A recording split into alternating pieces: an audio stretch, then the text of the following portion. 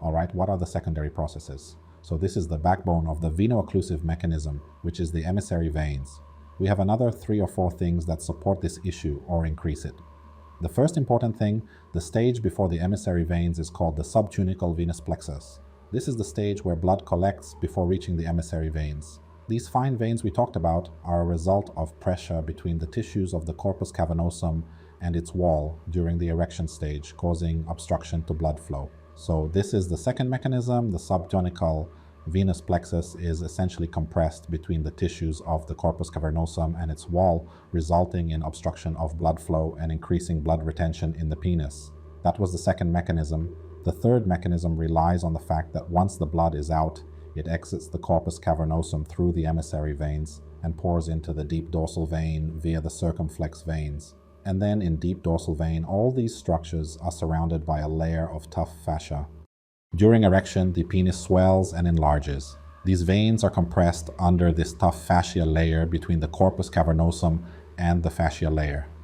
This fascia acts like a strong fabric in the human body, supporting and maintaining a group of blood vessels and organs in place to prevent them from moving or leaking. What happens is that these veins are compressed between the corpus cavernosum and the fascia layer, causing obstruction to blood flow in them. All these factors contribute to making the exit of blood from the penis more difficult. The first mechanism we agreed on is the emissary veins. The second is the subtunical venous plexus, which lies under the wall. The third is Buck's fascia, which compresses these veins and prevents blood from exiting. Now, moving to the last mechanism, which involves the muscle surrounding the base of the corpora cavernosa underneath, called the ischiocavernosus muscle. The corpora cavernosa beneath its pelvic bone attachment are called the crura. These crura are attached to the pelvic bone. Behind them is the pelvic bone, and in front of them there is a muscle named the ischiocavernosus muscle. What is the function of this muscle? Its function is that during the process of getting an erection, it contracts. It also has veins through it, so it can obstruct the passing of blood in these veins. However, most importantly, it presses on the corpus cavernosum from below to make it harder. It's like imagining the balloon we talked about. Imagine you have a balloon inflated in one way or another, but then you come from underneath and press on it. What happens? The air pressure increases in the upper part of the balloon because you pressed from below, so you've increased its rigidity. When the muscle contracts, it increases the rigidity of the penis. It squeezed blood in the upper part of corpora cavernosa. I understand this might be complex and detailed, but for those who are concerned about this issue, it's crucial to understand the finer details. For those who want to understand what venous leakage, it's a persistent question for many people. They wonder why it can't be treated, assuming everything else can. Understanding these mechanisms helps us know how complex the issue is. We're discussing 4 different mechanisms here to achieve rigidity. Any defect in any of these mechanisms can lead to a loss of rigidity in one way or another. As you can see, all of them primarily depend on tissue elasticity and tissue pressure. So any defect in the tissue elasticity within the penis can lead to incomplete blood retention, causing some blood to escape and resulting in insufficient rigidity. This mechanism we call the veno-occlusive mechanism is responsible for trapping blood inside the penis, which is crucial for achieving rigidity. So it's not about valves as simplistically explained or as some people think. It's not about something that prevents blood from exiting. It's a highly complex mechanism. It's called the veno-occlusive mechanism. And the backbone of this mechanism is the presence of emissary veins that run obliquely between the 2 layers of the tunica albuginea, the wall that envelops the corpora cavernosa. Now, we've talked about the veno-occlusive mechanism. Venous leakage, as we've agreed, results from anything that reduces the elasticity of the penile tissues, leading to a dysfunction in one or more aspects of the veno-occlusive mechanism. As we discussed, for a diabetic patient, or a patient with a specific injury resulting in damage to the outer wall of the corpora cavernosa, or a patient with high cholesterol, or a smoker, all these conditions result in the wall becoming less elastic, so it doesn't compress the veins sufficiently, failing to trap the blood adequately, and thus blood begins to escape. That's why we say that we can help such a patient by giving them medications and encouraging them to change their lifestyle. It is quite possible that the elasticity of the tissues can start to return, and the veno-occlusive mechanism can repair itself to some extent.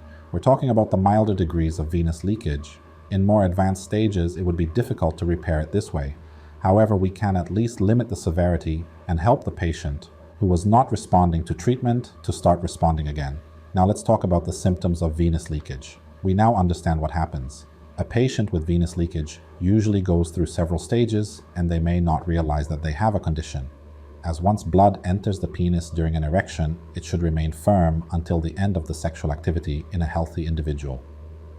In the early stages of venous leakage, during sexual activity, the penis may become partially flaccid and then regain its erection, allowing the individual to continue the activity. Many men live with this, thinking it's a normal occurrence, and don't worry or seek help. This can continue for a few months or even years until the condition progresses. The patient may start to have a flaccid penis where it doesn't regain its firmness. This may not happen every time or in every position. For example, it might only occur when lying on their back but not in other positions.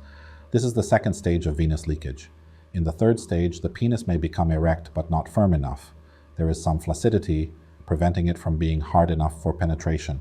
The penis might bend or slip out during intercourse. In the advanced stages of venous leakage, the penis does not achieve any significant firmness. It becomes engorged with blood but remains soft, resembling a normal circulatory. This is the extreme stage of the condition. These are the stages that a person with venous leakage goes through. I tell people not to wait until they reach the final stage. When you start feeling that your erection weakens at any point during sexual activity, even if it recovers, start looking into it and seek medical advice, because addressing the issue early on is always easier.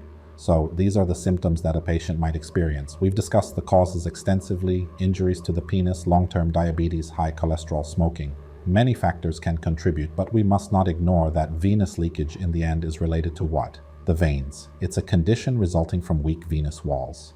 It's important to understand that venous leakage patients often have an issue with the flexibility of their vein walls. This makes them prone to all diseases related to weak vein walls, such as varicose veins, varicocele, hemorrhoids. These are 4 diseases linked to veins in the human body. So a venous leakage patient is likely to have varicose veins in their legs, varicocele, or might develop hemorrhoids under certain conditions, since all these conditions are related to weak venous walls. So 2 men might go through the same conditions and one develops venous leakage while the other doesn't. The one who develops it has a predisposition, a weakness in the venous walls. 2 men might smoke at the same rate, but only one develops venous leakage. 2 men might suffer the same injury, but only one develops venous leakage. 2 diabetic patients, one develops venous leakage and the other doesn't. Why? Because the one who does has a hidden cause, a predisposing factor that increases his chance of developing venous leakage. What could this hidden cause be? It might be a genetic defect. The flexibility of the tissues within the penis depends on a balance between 2 substances, elastin and collagen. If there is an increase in collagen, it results in weak venous walls and weak tissue walls within the penis. Sometimes a genetic defect causes a higher level of collagen, resulting in less flexibility in the penile tissues and venous walls. This person is predisposed to developing venous leakage and usually experiences it at a younger age and to a greater degree. Unlike someone without this defect might develop venous leakage later in life, and it would be easier to treat. Therefore, we can't overlook that venous leakage is fundamentally a disease of weak venous walls treatment methods.